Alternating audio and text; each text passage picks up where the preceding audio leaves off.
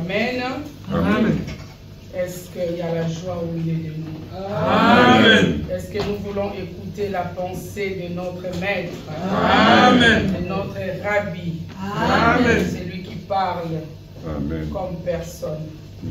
Alors nous allons ouvrir nos Bibles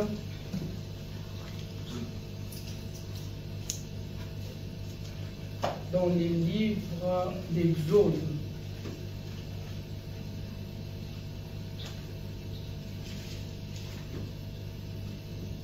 Exode, chapitre 2. Nous allons lire Exode, chapitre 2, versets 1 à 15. Après Exode, chapitre 3, versets 7 à 8. Exode, chapitre 3, verset 16.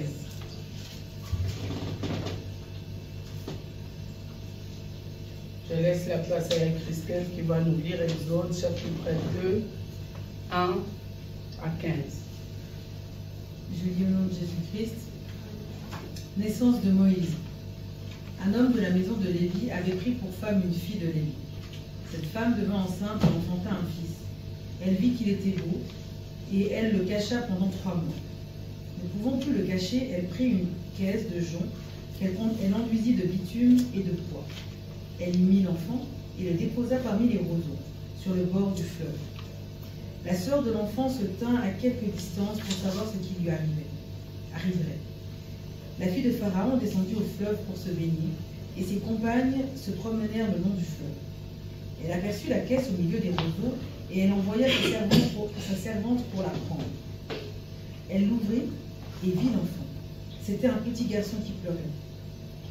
Elle eut pitié, et elle dit, « C'est un enfant des Hébreux. » Alors la sœur de l'enfant dit à la fille de Pharaon, « Veux-tu que j'aille te chercher une nourrice parmi les femmes des Hébreux pour allaiter cet enfant ?» « Va, lui répondit la fille de Pharaon. Et la jeune fille alla chercher la d'entre ses frères. Il regarda de côté et d'autre, et voyant qu'il n'y avait personne, il tua l'Égyptien et le cacha dans le sable. Il sortit le jour suivant, et voici 2 Hébreux qui se querellaient, Il dit à celui qui avait tort, « Pourquoi frappes-tu ton prochain ?» Et cet homme répondit, « Qui t'a établi chef et juge sur nous? Penses-tu me tuer comme tu as tué l'Égyptien ?» Moïse eut peur et dit, « Certainement la chose est connue. » Pharaon apprit ce qui s'était passé, et il cherchait à faire mourir Moïse. Mais Moïse s'enfuit devant Pharaon, et il se retira dans le pays de Madian, où il s'arrêta près d'un puits. Amen. Amen. Le Seigneur reprit. J'ai vu comment on maltraite mon peuple en Égypte. J'ai entendu les Israélites crier sous les coups de leurs oppresseurs. Oui, je connais leur souffrance. Je suis donc venu pour les délivrer du pouvoir des Égyptiens et pour les conduire d'Égypte vers un pays beau et vaste, vers un pays qui regorge de lait et de miel, le pays où habitent les Cananéens, les Hittites, les Amorites, les Périzistes, les Hivites et les Jubécistes. Amen. Amen. Je vais lire le verset 16. Va. Nous essayons de comprendre. Nous allons comprendre que Dieu avait besoin des leaders. Dieu avait besoin de quelqu'un pour sauver son peuple, avait besoin pour sortir son peuple dans cette situation. Mais pourquoi Dieu trouve-t-il sa gloire dans chaque situation? Parce que, est-ce que Dieu pouvait accepter que son élite, son appelé, puisse grandir dans la maison des pharaons? Parce que nous connaissons tous la maison des pharaons, c'était de l'idolâtrie. Les pharaons ne croyaient pas en Dieu. Ils avaient des statues, c'était des idolâtres. Mais est-ce que Dieu pouvait laisser son élite, quelqu'un que Dieu a besoin de conduire son peuple, grandir dans cette maison? Mais comme il est Dieu souverain, il est celui qui trouve sa gloire partout. Même dans les situations difficiles, Dieu trouve sa gloire. Amen. Même dans des endroits où les gens peuvent dire, mais pourquoi il vit là-bas? Qu'est-ce qu'il fait là-bas? Mais notre Dieu trouve sa gloire. Il y a les chantres, Adams, il a dit, Ozwaka Kembo, Namakambo Nyoso Lolengo Lingi. Parce que lui, il est un Dieu souverain. Dieu trouve sa gloire dans chaque situation. Dieu est souverain, il contrôle tout, peut transformer les circonstances les plus difficiles pour manifester ses perfections, grâce et sa puissance. Nous, en tant que croyants, nous devons l'honorer, lui rendre grâce,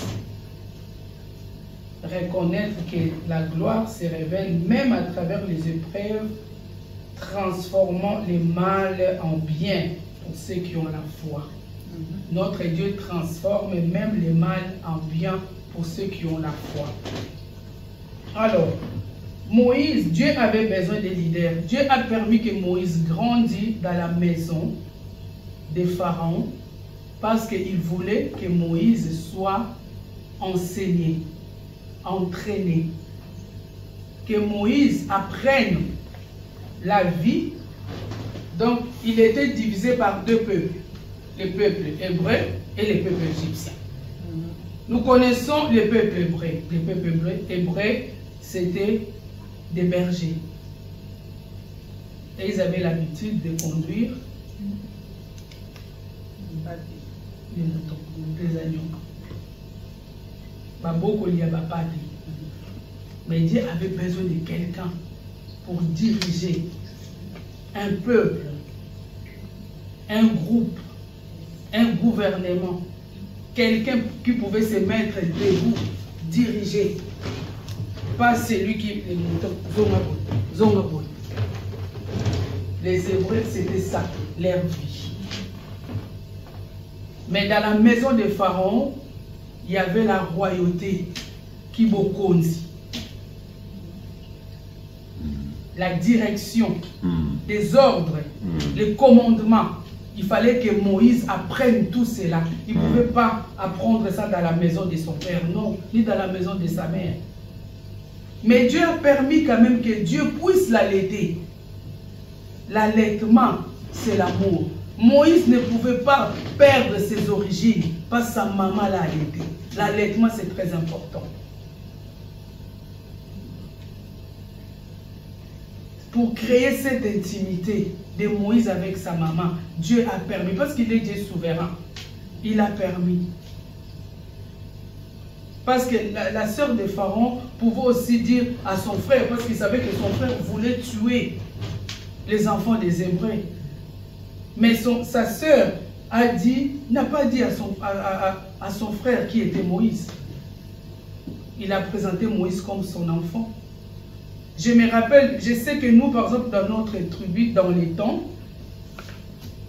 par exemple, Shadrach, comme il est là, il est plus les enfants de mes frères que les enfants de son propre frère. Papi, je ne sais pas si c'était comme ça aussi. Oui, dans les temps. Ils croyaient plus parce qu'ils savent que moi, je suis leur sœur. Je tombe enceinte. Peu importe les papas, ça ne change rien. Shadrach, c'est leur neveu. Mais pour papa et Docha, peut-être ça ne peut pas être son fils. Mais pour mon frère, donc c'était les parents dans les temps, les oncles considéraient plus leurs neveux que leurs propres enfants. Parce que sa femme pouvait les trahir. Et là, Pharaon a aimé Moïse comme son fils. Il a appris tout, il a fait les études, il connaissait les leaderships. Parce que Dieu avait besoin d'un leadership. Un leadership qui peut être en tête d'une partie, d'un mouvement, d'un groupe de personnes pour les diriger. Donc c'était Moïse. Et quand Moïse s'est proclamé lui-même un leadership, il a échoué. Quand il a voulu intervenir dans le combat d'un Hébreu avec un Égyptien, c'est le verset 11 qui nous le dit. En ces temps-là, Moïse devenu grand, s'est rendu vers ses frères et fit témoin de leurs pénibles travaux. Il vit un Égyptien qui frappait un Hébreu d'entre ses frères. Il regarda des côtés et d'autres, et voyant qu'il n'y avait personne, il tua l'Égyptien et les cacha dans les sables. Il sortit le jour suivant, et voici deux Hébreux se querellaient. Il dit à celui qui avait tort, « Pourquoi frappes-tu ton prochain ?» Et cet homme répondit, « Qui t'a établi chef et juge sur nous? Penses-tu me tuer comme tu as tué l'Égyptien ?» Moïse vit et dit certainement, la chose est connue. Pharaon apprit ce qui était passé et il cherchait à faire mourir Moïse, mais Moïse s'enfuit devant Pharaon et il se retira dans les pays des Madian où il s'arrêta près d'un puits. Moïse s'est proclamé lui-même leadership. Ce n'était pas Dieu qui l'avait envoyé. Un leadership sans Jésus, tu n'es rien. Il avait toutes les capacités, il avait tué un Hébreu, il était grand. En tout cas, quand on parle de Moïse, on nous parle grand. Quand on regarde dans les films, on voit un Moïse, un homme baraqué, capable. Quand il se tient debout, tu as peur. Mais comme il s'est proclamé lui-même à l'époque, il n'avait pas encore rencontré Dieu. Moïse, personne n'a reconnu son leadership. Il n'avait pas les moyens. Ça lui manquait cette lumière. Ça lui manquait cette direction. Il ne pouvait pas diriger parce que Dieu n'était pas avec lui. Voilà pourquoi il a défendu un Hébreu. Mais ils ne l'ont pas reconnu. Au moment où les deux se querellaient, se battaient, Moïse a voulu intervenir. Ils l'ont dénoncé. Et les autres ont entendu, ils ont été encore informés Pharaon de ce que Moïse avait fait. Et Moïse, il a eu peur. Et il se retira dans les pays des mendiants. Et en allant là-bas, c'est là où Moïse a rencontré Dieu. Nous connaissons tous l'histoire du buisson ardent où Dieu lui a dit « ôte tes chaussures ». Pourquoi? Parce que Moïse avait tué quelqu'un. Moïse était souillé. Il avait souillé ses mains pleines de sang. Et pourtant, Dieu ne voulait pas quelqu'un plein de sang pour diriger. Donc, il fallait délivrer Moïse. Et dans la maison de Pharaon, c'était des idolâtres. Il a appris aussi à adorer les statues, à adorer tout ce que les pharaons, les Égyptiens faisaient, ils faisaient. Il fallait que Dieu délivre Moïse pour que Moïse puisse faire sa mission comme elle se doit. Et après cela, l'Éternel lui a dit, l'Éternel dit, je vis la souffrance de mon peuple qui est en Égypte. Exode 3, 7 à 8. L'Éternel dit, je vis la souffrance de mon peuple qui est en Égypte. J'ai attendu les cris que lui font pousser ses oppresseurs, car je connais ses douleurs. Je suis descendu pour les délivrer de la main des Égyptiens et pour les faire monter de ces pays dans un bon et vaste pays, dans un pays où coule le lait et le miel, dans le lieu qu'habitent les Cananéens, les Hétiens, les Amoréens, les Phérésiens, les Éviens et les Jébusiens. Là, Dieu parle à Moïse, mais il ne lui a pas dit que c'est toi que j'ai choisi. Il lui parle de la situation des Hébreux. J'ai attendu, je vis la souffrance de mon peuple qui est en Égypte. Et il avait besoin de quelqu'un pour aller sauver ce peuple. Je pense que Moïse même lui-même, il ne comprenait pas qu'il avait une mission. C'est vrai, il était divisé, hébreu, il était des côtés, hébreu, égyptien, mais il connaissait peut-être mieux les habitudes des Égyptiens que des Hébreux. Et Moïse était là, il écoutait Dieu qui parlait. Il lui a dit, va rassembler les anciens, 3,16, va rassembler les anciens d'Israël et dis-leur, l'Éternel des dieux de vos pères m'est apparu, le Dieu d'Abraham, Isaac et de Jacob. Il a dit, vous avez vu. Je vous ai vu et je vis ce qu'on vous fait en Égypte. Dieu voulait sauver son peuple. Il voulait libérer son peuple dans la main de Pharaon. Mais Dieu lui manquait quelqu'un. Et cette personne, Dieu avait choisi Moïse. Moïse, un leader. Nous allons parler des caractères des leaders selon la parole de Dieu. Amen. Le caractère des leaders. Un leader doit d'abord craindre Dieu, avoir un cœur de serviteur, faire preuve d'humilité, connaître et communiquer clairement la vision de Dieu, avoir une relation profonde avec Dieu. Un leader doit d'abord être serviteur. Le modèle des leaders, c'est Jésus qui s'est fait serviteur. Nous allons trouver ça dans l'évangile de Marc 10, 45.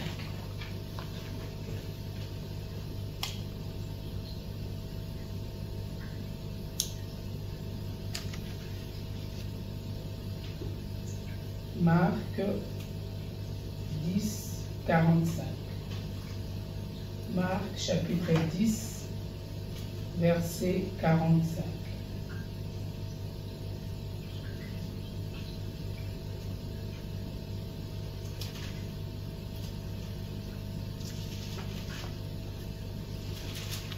Car le Fils de l'homme est venu non pour être servi, mais pour servir et donner sa vie comme la rançon de plusieurs. Amen. Amen.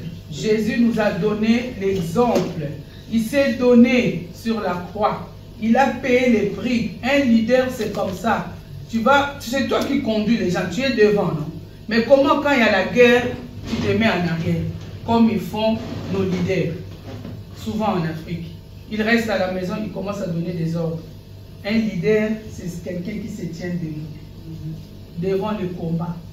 Voilà pourquoi un leader doit être aussi préparé. Pas seulement avec l'intelligence, même dans les combats. Apprends à combattre, à servir les armes s'il faut. Être couvert des armures, c'est important. Quand tu te tiens debout, tu vas défendre. Parce que tu diriges, tu dois te défendre, même dans le lieu de travail. Un leader, ce n'est pas quelqu'un qui dit « Non, je ne suis pas au courant ». Non, non, non.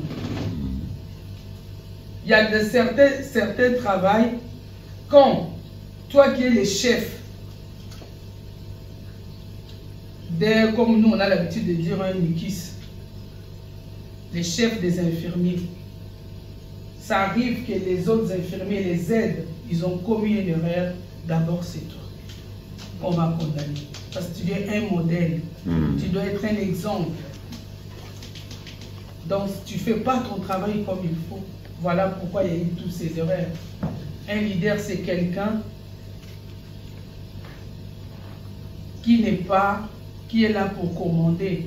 Fais ceci, fais cela. Non, tu dois montrer l'exemple. Amen. On a été faire les courses, on est avec Philippe, il y a des jeunes, Philippe doit montrer l'exemple. Nous allons prendre les choses, nous allons décharger les courses. Non seulement, Viali, prends ça, Shadrach, amène ça, Jonathan, ça ce n'est pas l'exemple des leaders. Un leader c'est un modèle à suivre, à copier même. Je vais être comme Philippe. Parce qu'il y a Philippe, il est humble. Il y a Philippe, il est serviable. Il y a Philippe, il est patient. Il y a Philippe, il nous écoute. Il donne son oreille. C'est ça, un vrai leader.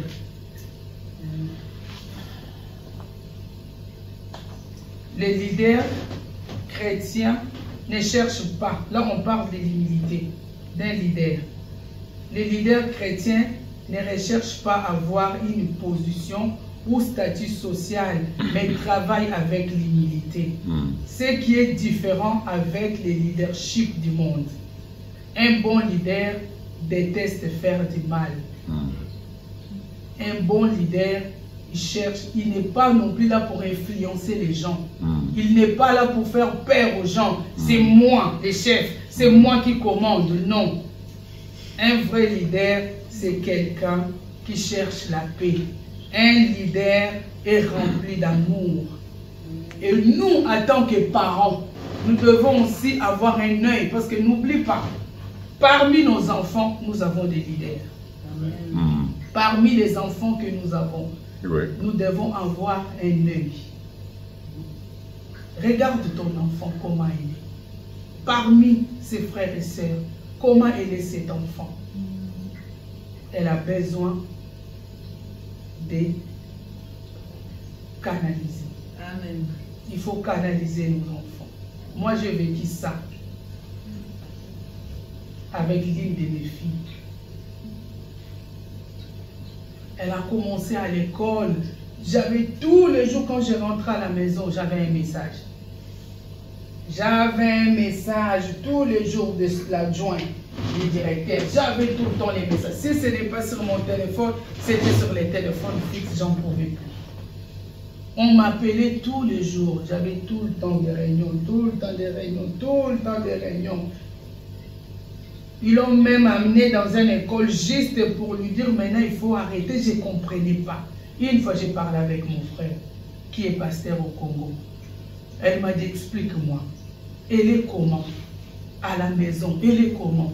Je dis quand je la punis, toutes ses copines entourent ma maison. Elle reste devant la fenêtre de sa chambre. Elle peut parler avec ses copines pendant 2 heures, 3 heures du temps. Elle est comme ça, par la fenêtre, et ses copines l'entourent comme ça. Et quand elle n'est pas là, elle ne joue pas. Quand elle vient, tu les vois courir. Une fois, je l'ai dit même. On était dans la voiture, elle descend. J'ai dit, elles étaient là tranquilles. Quand elles t'ont vu, elles sont tous courues. Elle a dit, mais parce que sans moi, elles ne savent pas quoi faire. Et mon frère, elle a dit, il faut la canaliser, il faut prier. Vous voyez ce leadership qu'on voit dans des maisons de prostitution. C'est des leaderships. Peut-être que Dieu avait choisi. Mais comme les parents n'avaient pas cet œil-là, spirituel, le diable a fait quoi? Les a récupérés. Même ceux qui sont dans des drogues, c'est des leaders. Parce qu'ils dirigent les autres. C'est eux qui commandent. Mais pourquoi ils sont tombés là-dedans? Parce que les parents n'avaient pas cet œil spirituel. Et le diable les a récupérés. Il les a détournés de la bonne foi de Dieu. Les parents, nous avons la responsabilité de prier pour nos enfants, de prendre le temps de les écouter, parler. C'est là que nous allons découvrir la mission que Dieu a donnée à chacune de nos enfants. Même à l'église, les pasteurs ont aussi ce devoir-là de canaliser les enfants de Dieu, de les diriger, de les conduire, de supporter quand on est des faibles. Sinon, c'est l'ennemi qui va gagner. Mais Dieu, comme avait besoin des leaders, il a laissé Moïse grandir dans la maison de Pharaon jusqu'à ce qu'il a récupéré. Mais Moïse, pendant qu'il était, et aussi un leader doit connaître les chemins pour pouvoir guider les autres. Quel est ton chemin? Qui t'a appelé? Quel est ton maître? Tu diriges l'église, tu diriges le groupe de jeunes, tu diriges peut-être le groupe de louanges, tu diriges l'intercession, tu diriges, il y a beaucoup de tâches dans l'église de Dieu. Mais qui t'a appelé? Quel est le chemin à suivre? Voilà pourquoi Moïse, à un moment donné, il a voulu faire avec ses propres efforts, selon sa taille. J'ai grandi dans la maison du roi, donc je vais parler. Je pense même qu'elle avait une voix quand elle parlait, malgré qu'elle bégayait, je pense que même quand elle parlait, c'était tout, et tout le monde l'écoutait. Mais comme il faisait les choses tout seul, qu'est-ce qui est arrivé? Les peuples ont commencé à faire n'importe quoi, jusqu'à ce que Moïse avait compris. Nous allons lire Exode 33, 15.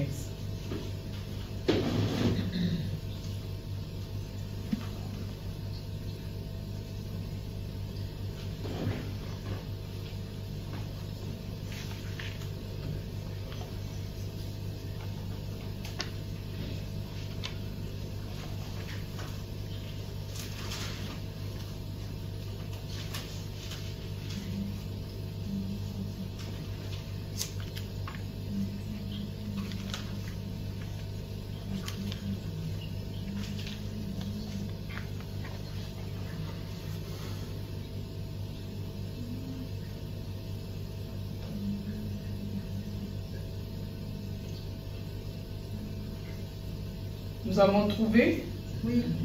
Exode 33, 15. Je vais lire au nom de Jésus. Moïse lui dit, si tu ne marches pas toi-même avec nous, ne nous fais point partir d'ici. 16. Comment sera-t-il donc certain que j'ai trouvé grâce à tes yeux, moi et ton peuple? Ne sera-ce pas quand tu marcheras avec nous et quand nous serons distingués, moi et ton peuple, de tous les peuples qui sont sur la face de la terre? Amen. Hein? Amen. Moïse avait compris qu'il devait marcher avec Dieu. Dieu lui a donné la mission.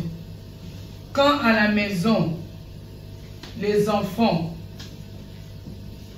commencent à devenir désobéissants, retour chez les créateurs, parce que c'est lui qui t'a donné ses enfants. Quand la mission que Dieu t'a donnée commence à te fatiguer, comme on dit, commence à te prendre la tête, va, retourne vers ton maître, c'est lui qui t'a donné cette mission. Que lui seul puisse te diriger, que lui seul puisse marcher avec toi. Parce que quand Dieu marchera avec toi, il va te montrer les chemins, la voie à suivre, la bonne voie qui va t'amener jusqu'à ce que Dieu veut, atteindre ton objectif de ta mission. Être obéissant, patient, écouter la voix de Dieu, ne pas regarder les autres, parce que l'autre est là, son église est pleine, l'autre est là, il a beaucoup de fidèles qui amènent des offrandes, qui amènent des dîmes. L'église est en train de croître spirituellement, physiquement, matériellement. Ils changent les chaises, ils sont en train de construire. Toi, regarde seulement cette bonne voie que Dieu t'a demandé de suivre. Un leadership, c'est quelqu'un qui craint Dieu. C'est quelqu'un qui a une relation profonde avec Dieu. Pour créer cette relation avec Dieu, il faut toujours rester dans la prière. On avait chanté « Je vais être comme Jésus ». Pour être comme Jésus, il faut prier. Prier, prier, prier et prier. Sans cesse. Moi, il y a des fois mes enfants, surtout mes filles, ont l'habitude de me dire, maman, tu pries pour tout. Oui, moi je prie. Même quand je sens quelque chose m'a piqué là, j'ai pris. J'ai pris pour tout. Je sens quelque chose, un vent bizarre, j'ai pris. Parce que je ne connais pas ce qui se cache derrière ces vents. Je ne connais pas qu'est-ce qui se cache derrière cette piqûre. Il y a des personnes qui ont été piquées, ils sont devenus paralysés. Juste une piqûre. Donc, prions. Nous voulons servir Dieu, prions. Nous voulons rester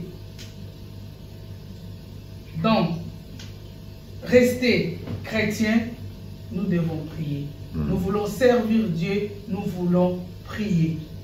Prier dans la voiture, prions. Partout, même dans le lieu de travail, prions. Tu n'as pas besoin de fermer les yeux, mais tu pries. Tu es dans une réunion, tu pries parce que les choses peuvent tourner mal. Mais toi, chrétien, tu es là, tu fais rien. Et nous devons aussi soutenir nos leaders. Un leader doit aussi être soutenu par les personnes qu'il dirige. Parce que sans le soutien, un leader peut aussi se fatiguer. Amen. Voilà pourquoi le beau-père de Moïse avait dit à Moïse qu'il devait partager les tâches. Parce que tout seul, tu ne peux pas. Comment tu peux porter tous ces fardeaux, tous ces poids, et pourtant tu as des personnes tout autour de toi. Un leader ne doit pas dire que j'ai des personnes incapables, non. Il faut essayer. Il ne faut pas juger les gens selon leur personne.